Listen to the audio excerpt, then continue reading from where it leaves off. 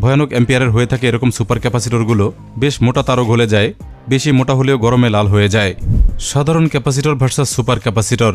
Super capacitor কি আসলেই শক্তিশালী? যদি তাই হয় তাহলে কতটা?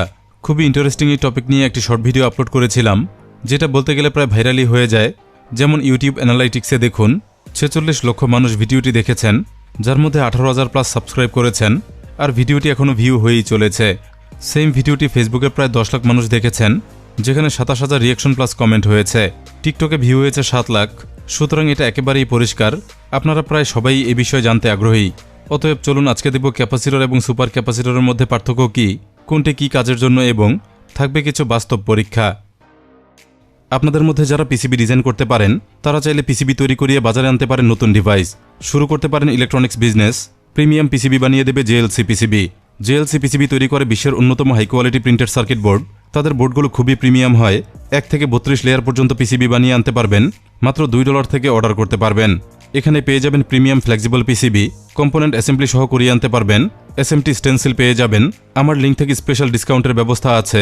সুতরাং আপলোড করুন আপনার ডিজাইনের গার্বার ফাইল, অর্ডার করুন বিশ্বের সেরা মানের প্রিন্টেড সার্কিট বোর্ড। ডিসকাউন্ট সহ লিঙ্ক ডিসক্রিপশনে দেয়া আছে।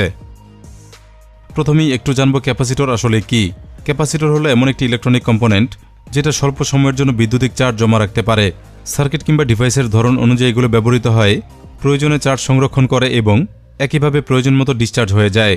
বিভিন্ন রকম ক্যাপাসিটর আমরা দেখতে পাই, যার মধ্যে খুবই প্রচলিত আছে এরকম ইলেকট্রোলাইট ক্যাপাসিটর। আরও একটি কমন ভেরিয়েন্ট হলো সিরামিক ক্যাপাসিটর। প্রচলিত আছে মেটাল ফিল্ম ক্যাপাসিটর।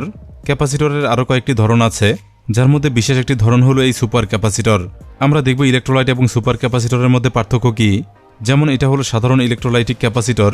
এটার গায়ের লেখা দেখুন, সর্বোচ্চ ভোল্টেজ রেঞ্জ 25 ভোল্ট, আর এটার ক্যাপাসিটি 2200 মাইক্রোফ্যারাড। এখানেই আছে জানার বিষয়। বিদ্যুতিক চার্জের ধরন একই হলেও ব্যাটারির ক্যাপাসিটি হয় মিলিয়াম কিংবা অ্যাম্পিয়ার পার আওয়ার হিসেবে, কিন্তু ক্যাপাসিটর যেহেতু লং টার্ম চার্জ স্টোর করে না, এগুলোর ক্যাপাসিটেন্স একক আমরা ফ্যারাড হিসেবেই চিনে থাকি।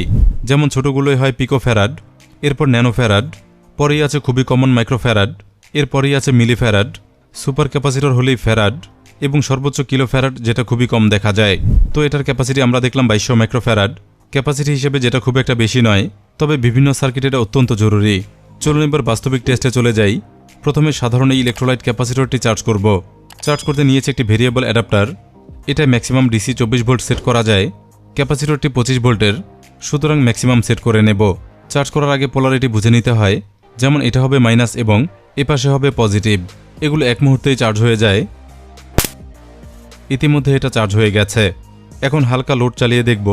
লোড হিসেবে আমি কিছু এলইডি লাইট নিয়েছি। এখানকার প্রতিটি এলইডি 6 ভোল্টে জ্বলে, সুতরাং 4টি লাইট আমি সিরিজ কানেকশন করে নিয়েছি, যেটা টোটাল 24 ভোল্টে জ্বলবে। চলুন আগে ক্যাপাসিটরটির ভোল্টেজ চেক করে দেখি। আমরা দেখতে পাচ্ছি 24 ভোল্ট প্লাস আছে। এবার লাইটগুলো জ্বালিয়ে দেখব। মাত্র 1 মুহূর্তের জন্য আমরা কিছুটা আলো দেখতে পেলাম, যদিও লাইটগুলো এখনও জ্বলছে, তবে খুবই স্বল্প আলোতে। সাধারণ ক্যাপাসিটর এভাবেই ডিসচার্জ হয়ে যায়, কিন্তু লাইট কানেক্টেড অবস্থায় ক্যাপাসিটর চার্জ করলে দেখুন, কেবল খুলে ফেলে হুট করে লাইট অফ হয় না, প্রতিবারই স্মুথলি অফ হচ্ছে, অর্থাৎ কিছুটা চার্জ ধরে রাখছে। এগুলোর বাস্তবিক ব্যবহার অনেক। যেমন ভোল্টেজ ফিল্টারিংয়ে এ সকল ক্যাপাসিটর ব্যবহৃত হয়। যেমন ধরুন সার্কিটে কোথাও অস্থিতিশীল ভোল্টেজ প্রবাহ চলে, মানে হঠাৎ করে ভোল্টেজ বেড়ে যায় এবং কমে যায়। এরকম ক্ষেত্রে এই জাতীয় ক্যাপাসিটর ব্যবহার করা হয়। এতে করে ভোল্টেজ যখন বেশি হয় তখন ক্যাপাসিটর চার্জ হয়ে যায়, আবার ভোল্টেজ যখন কমে যায় তখন ডিসচার্জ হয়ে স্মুথ এবং ব্যালেন্সড ভোল্টেজ প্রবাহিত করে। অ্যাডাপ্টার, মোবাইল চার্জার, বিভিন্ন রকম পাওয়ার সাপ্লাই কিংবা অডিও অ্যাম্প্লিফায়ার সহ বিভিন্ন সার্কিটে এরকম ক্যাপাসিটর ব্যবহৃত হয়, কারণ ক্যাপাসিটর ছাড়া সার্কিট সেফ হয় না। বাস্তবিক ক্ষেত্রে সার্কিট ডিজাইনই করা যায় না। ভোল্টেজ ফিল্টারিং ছাড়াও টাইমিং সার্কিটে ক্যাপাসিটর ব্যবহার করা হয়, যার ভ্যালু অনুযায়ী সময় নির্ধারিত হয়। সিগন্যাল প্রসেসিং সার্কিটেও ক্যাপাসিটর লাগে, যেমন রেডিও কিংবা অ্যাম্প্লিফায়ারে ফিল্টার এবং টিউন করতে বিভিন্ন মানের ক্যাপাসিটর দরকার হয়। এরপর এটা হলো বিশেষ টাইপ সুপার ক্যাপাসিটর। খুবই মজার এবং কাজের একটি ইলেকট্রনিক কম্পোনেন্ট। এটার গায়ের লেখা দেখুন, মাত্র 3 ভোল্টের একটি ক্যাপাসিটর এটা, কিন্তু ক্যাপাসিটি দেখুন 20 ফ্যারাড। সাইজে ছোট হলেও এটার ক্যাপাসিটি অনেক বেশি, কারণ 1 ফ্যারাড মানে 1 লক্ষ মাইক্রোফ্যারাড। তাহলে সেই হিসেবে এটার ক্যাপাসিটি 2 কোটি মাইক্রোফ্যারাড। অথচ আগে আমরা যেটা টেস্ট করলাম সেটা ছিল মাত্র 2200 মাইক্রোফ্যারাডের। এবার আমরা সুপার ক্যাপাসিটরটি চার্জ করব। এর জন্য পাওয়ার সাপ্লাইয়ের ভোল্টেজ কমিয়ে নিতে হবে। এটা সর্বনিম্ন ভোল্টেজ 3.7 ভোল্টের আশেপাশে। আমি লোয়েস্ট সেট করে নেব। এখন ক্যাপাসিটরটি চার্জ করব। ক্যাপাসিটর মাত্র অত্যন্ত দ্রুত চার্জ হয়। এবং একইভাবে ফাস্ট ডিসচার্জ হতে পারে। অনেক ফাস্ট চার্জের কারণে দেখুন অ্যাডাপ্টার প্রায় শর্ট হয়ে যাচ্ছে, এজন্য থেমে থেমে চার্জ করতে হয়েছে। 70% চার্জ হলে আবার ঠিক হয়ে যায়। চার্জ করা হয়ে গেল, চলুন এবার ভোল্টেজ মেপে দেখি। আমরা দেখতে পাচ্ছি প্রায় 3 ভোল্টের মতোই আছে, অর্থাৎ ফুল চার্জ আছে। এটা টেস্ট করতে একটি বুস্ট কনভার্টার ব্যবহার করব। এটাই আমি ইতিমধ্যে 24 ভোল্টে সেট করে রেখেছি। এটার মাধ্যমে 3 ভোল্ট 24 ভোল্টে বুস্ট হবে, এতে লাইটগুলো হয়তো জ্বলবে। এরকম মডিউলগুলো আমি একটি অনলাইন শপ থেকে নিয়ে থাকি, যেখানে জনপ্রিয় মডিউলগুলোর কালেকশন পাওয়া যায়। অরিজিনাল ক্যাপাসিটি সম্পন্ন নতুন ব্যাটারি পাবেন, ইলেকট্রনিক্সের প্রয়োজনীয় অনেক কিছুই আছে, সবই পাবেন কোয়ালিটি সম্পন্ন। সাইটটির লিঙ্ক ডেসক্রিপশনে দিয়ে রাখবো, ভিডিও শেষে চেক করে নেবেন। বুস্টারের ইনপুটে এবার ক্যাপাসিটরটি লাগিয়ে নেব, এরপর আউটপুট থেকে লাইটগুলো জ্বালিয়ে দেখব। সুপার ক্যাপাসিটর অনেকটা ব্যাটারির মতোই আচরণ করে, বেশ অনেকক্ষণ ধরে লাইটগুলো জ্বালিয়ে রাখতে পেরেছে। প্রায় 4 মিনিট একটানা জ্বলে থাকে, যদিও ব্রাইটনেস ধীরে ধীরে কমতে থাকে। এবারে যদি আমরা একটি ডিসি মোটর দিয়ে টেস্ট করি সাধারণ ক্যাপাসিটর ফুল চার্জে কি আচরণ করে দেখুন। মিলি সেকেন্ডে ডিসচার্জ হয়ে মোটর অফ হয়ে যায়। এবার সুপার ক্যাপাসিটর দিয়ে দেখুন, মোটর একটানা চলতে থাকে, প্রায় 7 থেকে 8 মিনিট পর্যন্ত চলেছে, এরপর স্লো হয়ে গেছে কিন্তু অফ হয়ে যায়নি।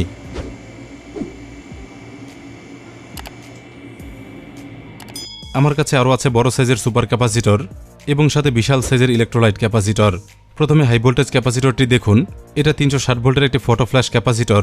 ফটো স্টুডিওতে ছবি তোলার সময় ফ্ল্যাশের কাজ করে, কিন্তু এটার ক্যাপাসিটি দেখুন, এটারও ক্যাপাসিটি 2200 মাইক্রোফ্যারাড। আর এটা টেস্ট করা খুবই রিস্কি কাজ, কারণ এগুলো মারাত্মক লেভেলে ইলেকট্রিক শক দিতে পারে, তবে আমরা অবশ্যই টেস্ট করব। এরপর এটা হলো সুপার ক্যাপাসিটর। দেখুন ভোল্টেজ মাত্র 2.7 ভোল্ট, কিন্তু ক্যাপাসিটি দেখুন 500 ফ্যারাড ক্যাপাসিটি এটার। যদি সাধারণ এককে কনভার্ট করি তাহলে এটার ক্যাপাসিটি হবে 50 কোটি মাইক্রোফ্যারাড। আমরা প্রথমে ইলেকট্রোলাইট ক্যাপাসিটরটি চার্জ করব। এটা চার্জ করতে একটু ট্রিকি ওয়েতে যাওয়া লাগবে, কারণ এটা এসি ভোল্টেজে চার্জ হবে না। সিলিং ফ্যানের ক্যাপাসিটর আর এটা এক নয়, ফ্যানের ক্যাপাসিটরগুলো এসি কারেন্টের হয়, কিন্তু এটা যেহেতু ডিসি প্রয়োজন হয়, সুতরাং চার্জ করতে একটি ইনভার্টার সার্কিট প্রয়োজন হবে। যেমন এটা অল্প দামের 150 ওয়াট ইনভার্টার সার্কিট, যার থেকে আউটপুট আসে ডিসি ভোল্টেজ। ইনপুটে দিতে হয় ডিসি 12 ভোল্ট, ইনপুটে 12 ভোল্ট কানেকশন করে নেব। চলুন দেখি আউটপুট আছে কিনা। আমরা দেখতে পাচ্ছি একটি 220 ভোল্টের লাইট জ্বলছে, সুতরাং আউটপুট চালু আছে। এবার এটা দিয়ে ক্যাপাসিটর চার্জ করব, কিছুক্ষণ ধরে রাখলেই চার্জ হয়ে যায়।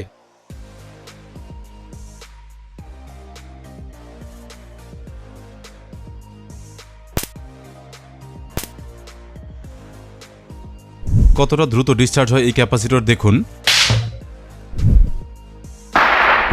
এরকমই ভয়ঙ্কর শব্দ করে মোটা কেবলটি পুড়িয়ে দিয়েছে, বুঝতেই পারছেন কতটা বিপজ্জনক এগুলো। চলুন একটি 220 ভোল্টের লাইট জ্বালিয়ে দেখি। একটি 5 ওয়াটের এলইডি লাইট জ্বলছে, প্রায় 4 মিনিট জ্বলে থাকলেও দেখলাম অনেক বড় ক্যাপাসিটরতে ভালোই ব্যাকআপ দিয়েছে। এবার সুপার ক্যাপাসিটরটি চার্জ করব। এটা চার্জ করতে খুবই অল্প ভোল্টেজ দরকার, কিন্তু অ্যাম্পিয়ার লাগবে অনেক। দেখুন প্রচণ্ড লোডে চার্জার অফ হয়ে যায়, টানা চার্জ করলে চার্জারটি নষ্টও হতে পারে। অনেকক্ষণ ধরে থেমে থেমে চার্জ করেছি, কিন্তু এটা চার্জ করতে আরও বেশি লোড প্রয়োজন, এজন্য লিথিয়াম ব্যাটারি থেকে বাকিটা চার্জ করেছি। প্রচণ্ড লোডে সুপার ক্যাপাসিটর চার্জ হয়। সরাসরি ব্যাটারি টার্মিনালে দেখুন প্রচণ্ড লোডে স্পার্ক তৈরি হচ্ছে, ক্লিপগুলো হিটে প্রায় লাল হয়ে যায়।